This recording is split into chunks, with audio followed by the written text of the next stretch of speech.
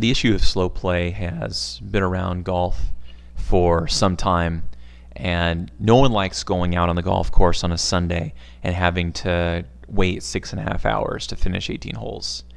And enough of that will eat away at you, because if you're doing it with your buddies, you have some time you want to spend in the halfway house getting some lunch and then afterwards. So right away you've shot the entire day, and golf's moving in the direction of just going with 9 holes. So one of the real frustration points that pros have, because they do this day in and day out, and they get into a rhythm that if it takes 2 minutes for each shot and then you have to walk in between shots, they just lose that rhythm, and that costs them strokes.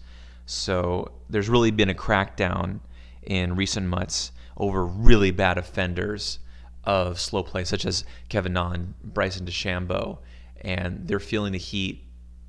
But I know at least Bryson, he really isn't relenting, and he's like putting forth the attitude that there's many millions of dollars on the line. I'm going to take my time. If you want to put me on the clock, if you want to find me, do whatever you want to do. But right now, I'm taking the time that I need, and nothing's really happening. So that bad behavior is not being arrested.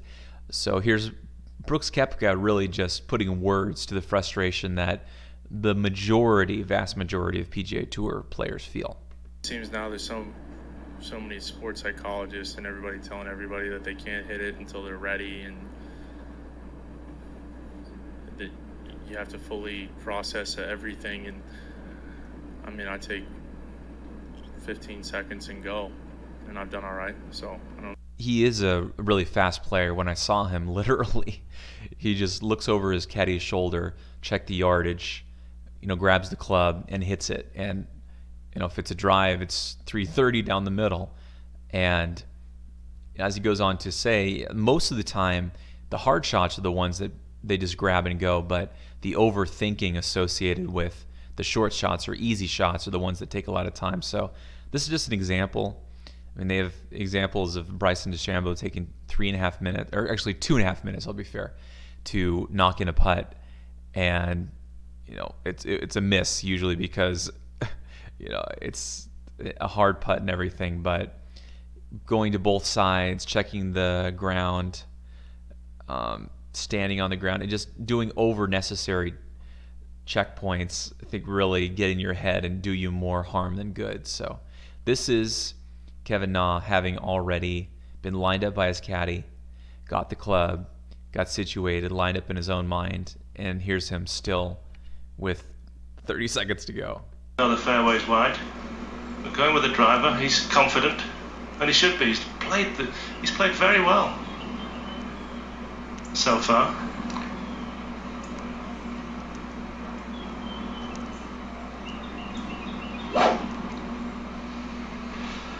If he has about 5 or 6 of these waggles, that's what happens. Yeah! He's shouting at himself now.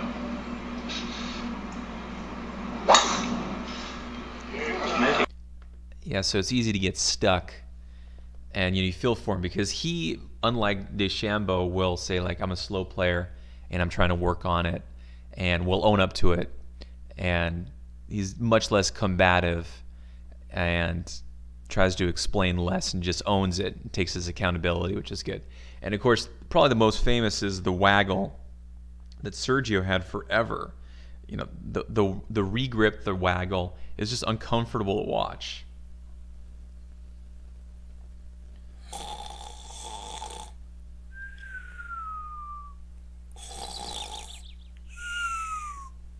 This is the longest setup for any golf swing in the world.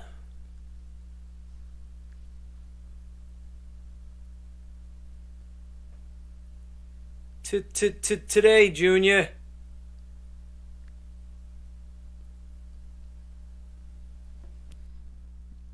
Okay, well, that rather annoying commentary to the side, you get the idea that there's a lot of regrips, and I think that unless they start putting players on the clock, that it's not going to get any better. And as one of the superintendents of the PGA of America was saying, that people are watching the pros, and if they see them taking as long as they are, then kids and golfers that are serious about the sport think that they're going to have to take it that long as well. And so they're mimicking, right? These are the best players in the world. They're mimicking their performance because they want to play like these guys and shoot the score like these guys. So if they set the example of, like Brooks Koepka does, and just take 15 seconds and then hit it, they'll say, I guess that's all the time you really need, and it really is. You line it up in your mind, you visualize it while you're walking up to the ball, you get loose, and then you swing in and go.